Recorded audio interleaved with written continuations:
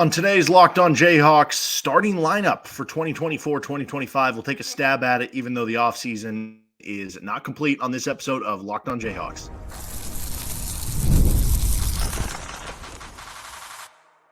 You are Locked On Jayhawks, your daily podcast on the Kansas Jayhawks. Part of the Locked On Podcast Network, your team every day.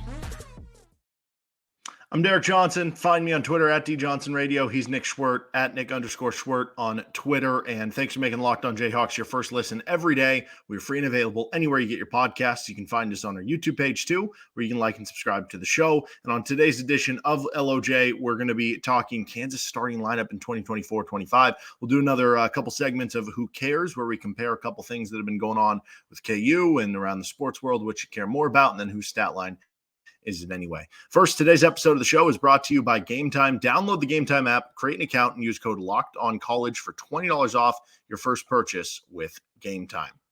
Okay, so let's just rip the Band-Aid off here on this. I know this is an impossible task right now because you are still waiting on decisions to be had of KU players. Are they going to leave? Are they going to stay? Are they going to go to the NBA draft? Are they going to transfer out? You still have decisions to be made of players who could possibly be brought in from the portal. You still have players who, for all we know, aren't even in the portal yet and might end up being a viable option for KU down the road. But if you had to project the starting lineup right now, based on everything you know, what would you go with? Okay, so let's go with the locks first. The locks are DeJuan Harris and Hunter Dickinson. Some people would probably throw KJ Adams into that ring. I'm not. I think he's a contender, right? We're going to go through multiple tiers here. So I'm going to go DeJuan, Hunter. Those are your locks. I do think Zeke Mayo is a starter. I do. I just think it's not that I think he's an otherworldly talent that nobody can beat out. I do think he's really talented, but I just love the fit of him as a secondary ball handler. He can play the point. He can play off ball. He can initiate your offense. He can be a spot-up shooter. I like him at the 2 next to DeJuan. From there, it gets a little murky. What's Johnny Furphy going to do? If Furphy returns, I'm throwing him into the lock camp with those first 2 guys that I mentioned, but we still don't know what he's going to do. Ultimately, I think he'd be silly not to test the NBA draft waters and at least see what's out there for him based off the projections right now. Unless he just balls out, I would think that he is going to be back next year. So I'm going to throw Johnny Furphy in there as a starter. And for that 4th spot, or I guess the 4th spot in my head, I'm going to go with Rylan Griffen, the transfer from Alabama. Obviously hasn't committed to Kansas yet. There's been some smoke that KU is hot on his trail, and I love his game. I think he's a perfect fit for what KU wants. I think he would be a missing piece. How many times, by the way, have we thrown around the term missing piece? I think we said that about Cliff Alexander once. I think we also said it about Billy Preston. We were wrong about Diallo for sure. Sheck Diallo for sure. Remy Martin. Actually, the Remy one panned out pretty well, though, by the end of it. But just in terms of a guy who can stretch the floor, he can shoot threes, he can finish at the rim, he's got length, he's a willing passer. So that's going to be my starting 5. I'm going to go, it goes DeJuan, Zeke, Griffen, Furphy, and Hunter Dickinson. How close am I to yours? So I agree with DeJuan and Hunter being locks. And yeah, Hunter hasn't even announced yet, but I feel like we're both kind of on the same page there. But I agree with you. I'm assuming he's going to be coming back. I guess you don't totally know, but assuming he is, yes, locked there. I agree with you. Furphy, if he comes back, obviously he's a lock. For what it's worth, I was scouring through a couple draft boards today. He was 28th on ESPN, so borderline first rounder, 22nd on Bleacher Report, which is the high mark there, 37th on the Ringer, so that's a second round pick. And then he was 26th on Yahoo and CBS.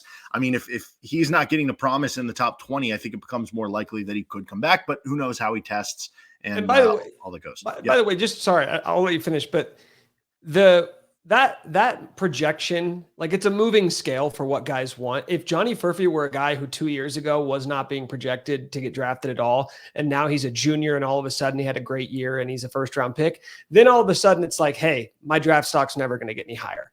But for him being 19 years old, you can get a lot better. You come back next year, all of a sudden you're a lottery pick. That's why I think it's almost like the perfect range for him to get projected. The NBA is saying, hey, you're an NBA talent, but it might not be enticing enough to get him to leave college. Yeah. Now, I think the only spot that I might differ with you on is, and I don't even know how much to my core, I don't know. I believe that this guy's a better player than the other, but let me explain my reasoning. So I would go Dewan. I agree if Rylan Griffen comes in, like you don't go from being a starter on a Final Four team that does everything that Kansas needs and then don't start. Like I don't really see that happening. So yeah, I think he would be a starter in that case. I wonder if Riley Kugel starts over Zeke Mayo. And here's why. Like, yes, I think Zeke Mayo could be a better player than Riley Kugel, though I guess you could say the NBA ceiling is actually higher for Kugel. But I go back to what I was saying earlier. So Riley Kugel had some, I don't know, run-ins, I guess you could say, with the coach about going to the bench at Florida, right? So are you realistically, if you're Bill Self, are you wanting this kid as bad as you did to take him on as early as you did after he entered the portal if the idea is for him to come off the bench, which basically got him into a world where he did want to transfer from Florida? And I know, Kansas isn't, and Bill Self isn't like, hey, you're guaranteed to start here. You can come in and have a chance for it. And maybe at the end of the day, the talent and the fit is just too much there with Zeke Mayo. But like, I view it as, hey, could Zeke be the Remy Martin role where he is coming off the bench? Some games he's closing. He's still playing 25 minutes per game. He's that ideal six-man. Maybe Kugel gives you that other guy. I don't know. I don't think that would shock me if Kugel ended up being the other starter. It wouldn't shock me either, but I guess I don't disagree with your conclusion. I think I disagree with the process, the math to get you there, because if you're Bill, you don't care what happened. Like, you don't care that he had a falling out at Florida because he got sent to the bench, because that would lead me to believe, like, what if he sucks, Derek? Like, what if he's terrible? Is Bill going to be like, well, we want him happy, so let's play him 30 minutes a night and have him starting? Or what if the fit's just not there? What if it's like, hey, no, you're really good, but with the core five, maybe there's some overlap in skill, role, attributes, whatever, to where it makes more sense to keep you in a rotation with the other wings. Because I do view Kugel as more of a wing. I know he was listed as a point guard coming out of high school, but I don't know. Like I said, it wouldn't shock me if he's a starter, but I can't imagine, if you're Bill Self, that you're letting like the falling out at Florida influence your decisions once he's under your watch. No, I agree to the standpoint of like, if Zeke Mayo is better than him, he'll start, or if whatever player, insert players better than him, he'll start. My wonder is if it's the tiebreaker, right? If it's basically close, does he end up going? Because how I kind of likened it earlier was, let's say you owned a restaurant and you went to this other restaurant and everything you ordered off the menu was great, except they sucked at cooking steaks. And you were like, you know what? I'm going to hire this chef away.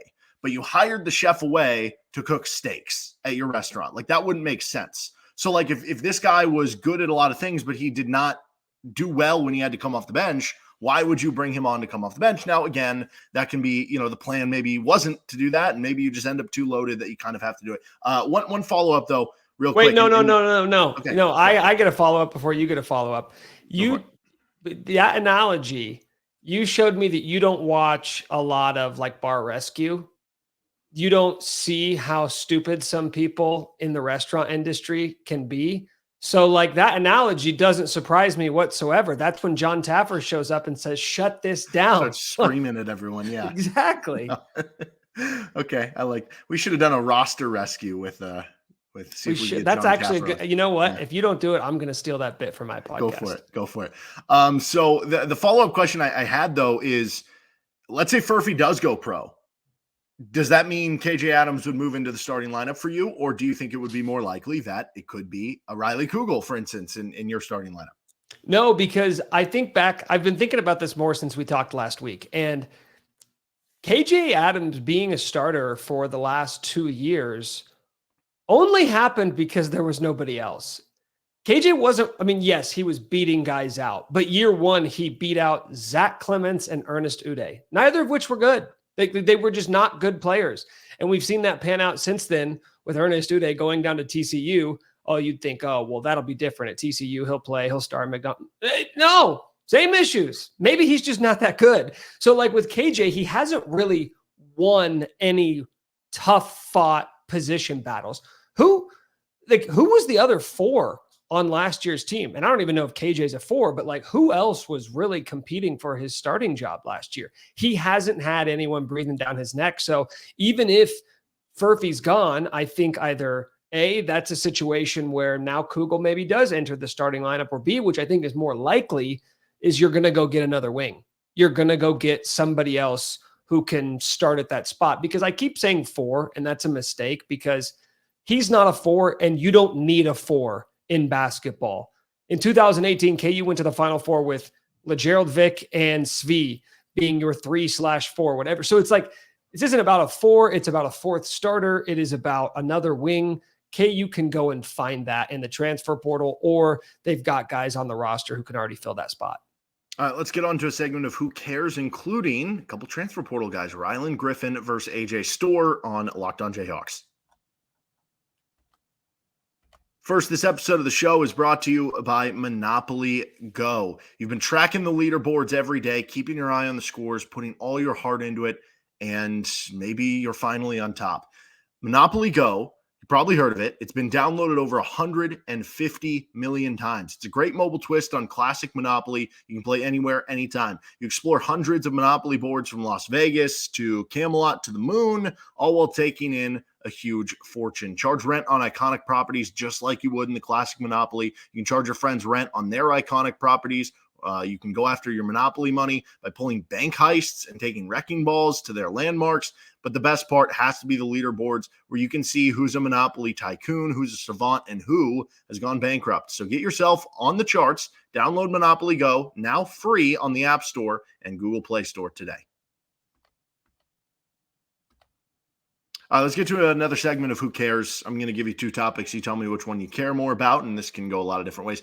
Rylan Griffen or AJ Storr, both are top-tier wing prospects. Seems like maybe there's some recent heat with both those guys. Storr's girlfriend transferring to KU from Wisconsin. Rylan Griffen had like an in-home visit with KU in his home in Dallas. Which of those do you kind of care more about?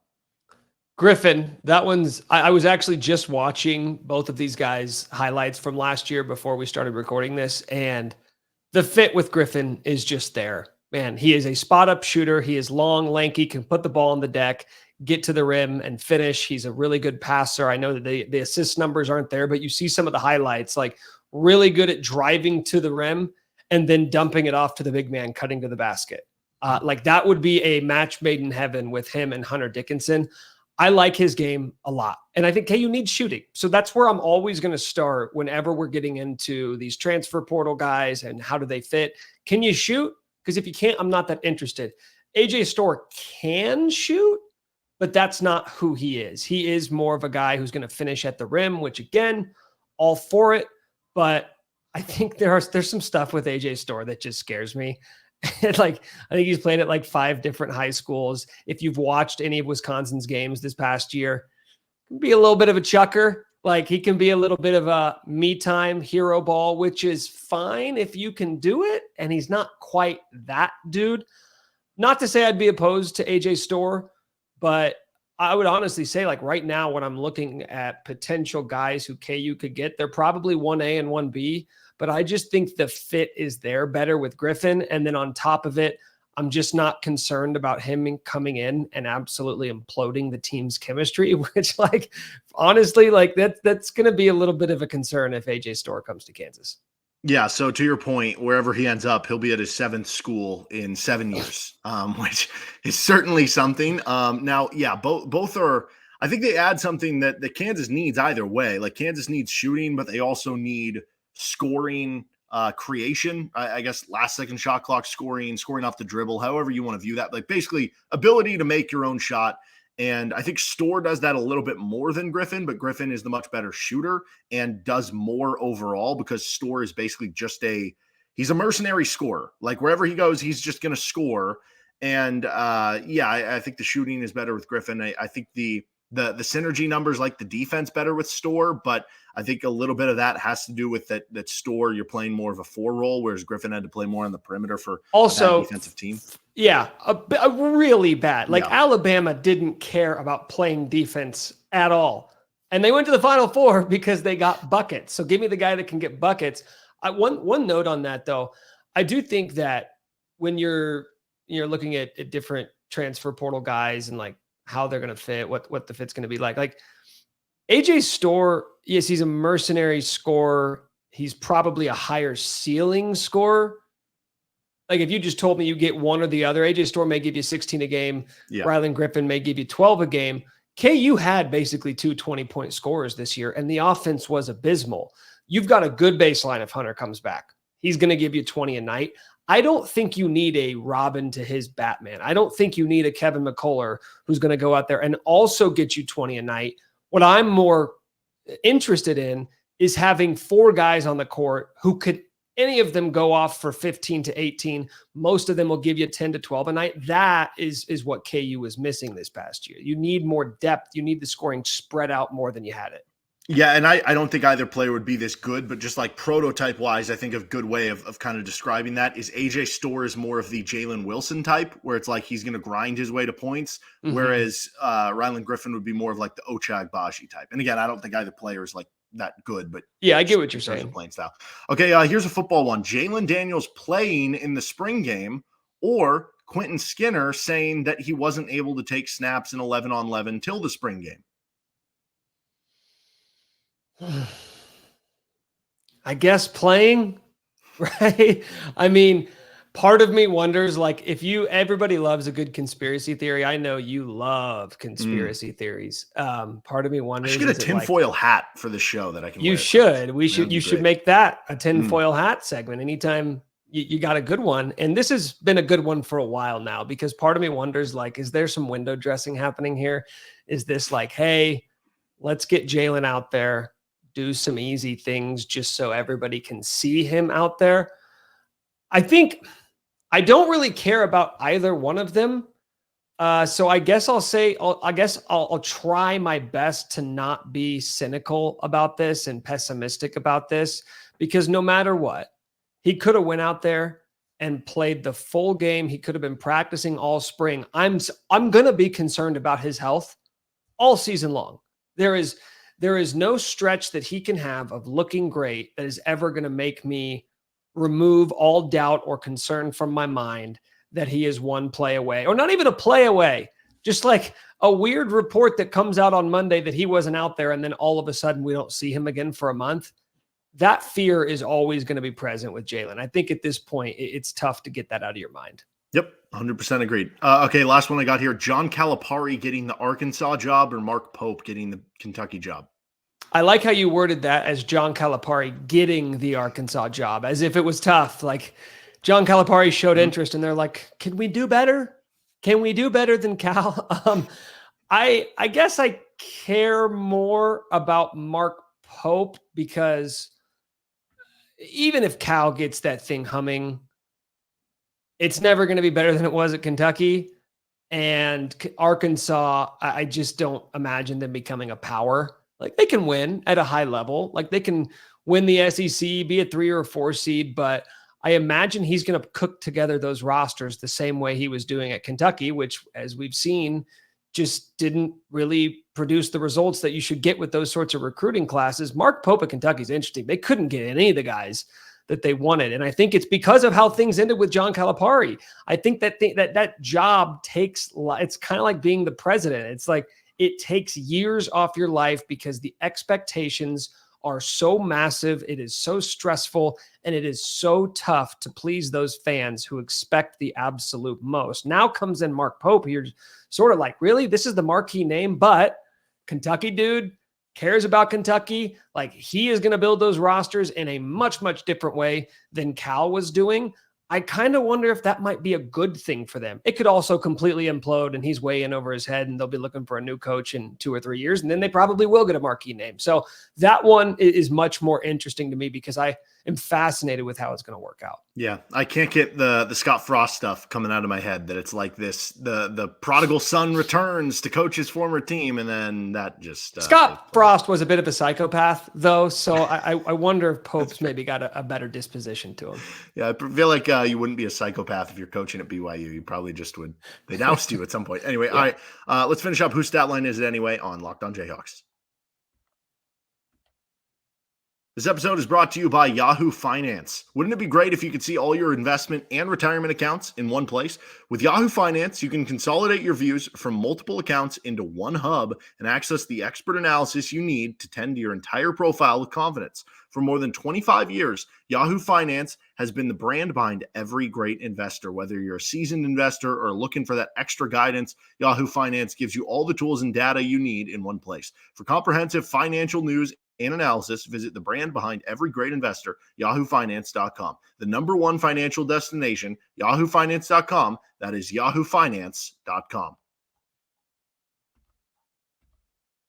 We're going to finish up whose stat line is it anyway? Okay, so CBB Analytics defines long threes as threes of 25 feet or more. In a viewing sense, they're the awesome ones, the cool ones that you think about and that lead to big highlights. From a X's and O's standpoint, they're the one that really make a team respect the three-point shooter and really open up the spacing for a team. Who led Kansas in three-point percentage on long threes this past season?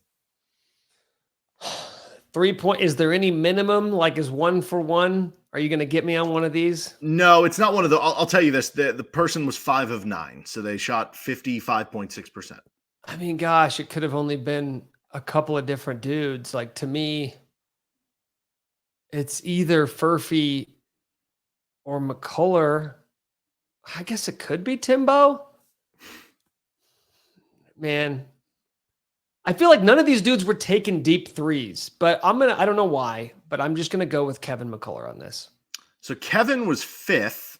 He actually took the most and made the most, but he was 5th in percentage, 7 of 18. Furphy was only 4 of 14, for what that's worth. I don't remember this, but apparently Parker Brown was 0 for 4. I don't even remember him taking 4 of them. DeJuan Harris was 3 for 9. In 4th was Michael Jankovic at 2 of 5. 3rd was Nick Timberlake at 3 of 7. 2nd was Jamari McDowell at 4 of 9. Hunter Dickinson led Kansas in made deep threes at 5 of 9. I think the one at the end of the Champions Classic at the end of the first half against Kentucky, where he did the elephant trunk celebration would be one way of putting it. Okay, maybe maybe I'm thinking of maybe 25 feet is deeper in my head than it is in reality, because I don't remember any of these dudes taking deep threes, but I guess it checks out. You know, Hunter trailing in the half court, he comes down, they kick it to him. They haven't come out to him yet and bangs it home. Okay. But no, that thought that you had, I'm glad you said that, because that is kind of the point here. Kansas did not take a ton of deep threes. So overall, if I told you Kansas attempted 79 threes of 25 feet or further, how many? I'll let you get within 5 here on the guess, and I'll give it to you if you get it within 5. Either way. Did Zeke Mayo at South Dakota State attempt by himself last season? I know because I watched his highlights a couple weeks ago. He takes a lot of them. Mm-hmm. So Kansas' team was at 79. There's your reference point. How many did he take? Mm-hmm. I'm going to guess 74. Zeke Mayo attempted 87. He took more by himself than Kansas did as a team. Also, for what it's worth, on those shots, Zeke Mayo was 30 of 87. That is good for 34.5%. So Zeke Mayo shot better on deep threes than Kansas did as a team on all threes. Dude, I'm going to bring it up every time I possibly can. I'm so excited for this kid to be in a Kansas uniform, because you know what, Derek? He's going to care a lot. Being a local kid, wanted to get recruited by KU out of high school, didn't ever get the offer, has to go to South Dakota State, balled out, and now he gets to come home for his last season and play for his hometown team. I thought there was some complacency on this team. I thought there was a lot of guys this past year who just thought it was cool to play for Kansas, right? As opposed to being super prideful in it. I think things are going to be a little bit different next year, and I think Zeke's going to be one of those dudes who immediately you're going to feel like he's a program guy, even though it's going to be effectively a one and done. Kugel grew up a KU fan. Rylan Griffen wanted to go to KU. I think that might be a theme. Yeah, this needs to be the new thing. If you were pictured before the age of 14 in a KU shirt, Bill Self's going after you right now. All right. Well, he's Nick Schwert. What can you find with your work right now? What's going on? New podcasts every week. Could be wrong. You can check it out wherever you get your podcasts and on YouTube. All right, he's Nick Schwerdt. I'm Derek Johnson. Find our show here with Locked On Jayhawks anywhere you get your podcasts, including on our YouTube page. See you next time with LOJ.